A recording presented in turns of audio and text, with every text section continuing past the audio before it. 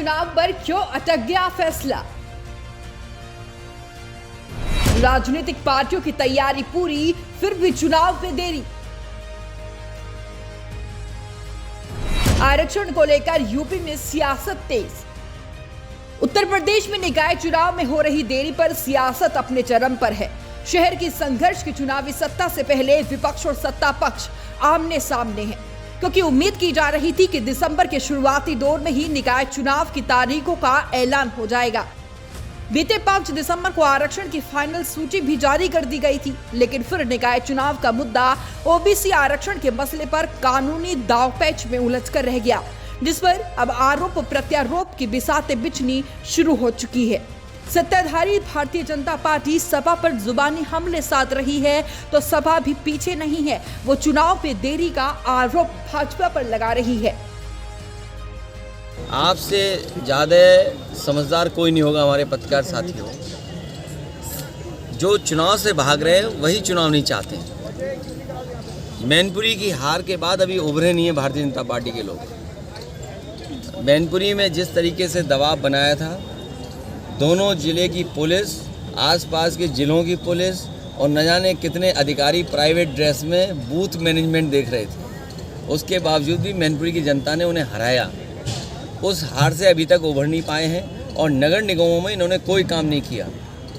Dengue जब फैला वहीं फैला जहां भारतीय जनता पार्टी के या फिर मेयर थे या उनके नगरपालिका के अध्यक्ष थे। बता दें कि साल 2017 में 28 अक्टूबर में निकाय चुनाव की अधिसूचना जारी हो गई थी। 1 दिसंबर को निकाय के नतीजे घोषित हो गए थे, लेकिन इस बार दिसंबर का महीना खत्म होने को है और चुनाव की तारीखों पर सस्पेंस अभी बरकरार है। और यही से ये सवाल बड़ा खड़ा होता है कि आखिर चुनावों में देरी से फायदा किसे होगा, क्योंकि हर राजनीतिक दल का दावा यही है कि निकाय चुनाव को लेकर उसकी तैयारी पूरी है। सियासी दलों की इसके पीछे वजह भी बड़ी है। कोई भी दल ये नहीं चाहेगा कि निकाय चुनाव लोकसभा चुनाव के पास हो। वो इसीलिए ताकि पार्टियों को लोकसभा चुनाव की तैयारियों का भी भरपूर समय मिल सके। भाजपा ने खतौली में हार के कारणों के लिए समीक्षा भी की, जिस गलती को निकाय चुनाव में नहीं दोहराना चाहती। निश्चित रूप से भारतीय जनता पार्टी मेयर, नगरपालिका, नगर पंचायतों के अध्यक्ष और सभी सभासद लोग अपने सिंबल से चुनाव लड़ेंगे। अच्छा जी, क्या गठबंधन इसमें भी रहेगा? गठबंधन दल जो है उनको मौका देंगे आप?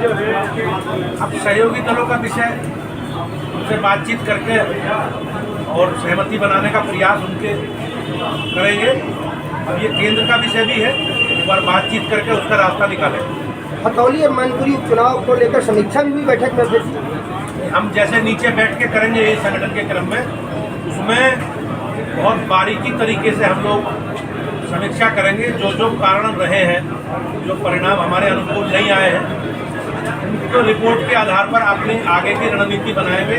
उन खामियों को, गलतियों को दूर करके मजबूती के साथ खड़े हो सकेंगे। इस बार का चुनाव इसीलिए भी खास हो जाता है क्योंकि भाजपा, सपा गठबंधन और बसपा ने इस बार अपने अपने सिंबल पर चुनाव लड़ने का फैसला लिया है। वहीं निकाय चुनाव में सपा आरएलडी फिर से गठबंधन में चुनाव लड़ेगी। अखिलेश यादव पूर्व तो जयंत पश्चिम की कमान संभालेंगे। बता दें कि उपचुनाव के खतौली और मैनपुरी में बम्पर जीत हासिल करने के बाद अखिलेश यादव और जयंत चौधरी के हौसले बुलंद हैं।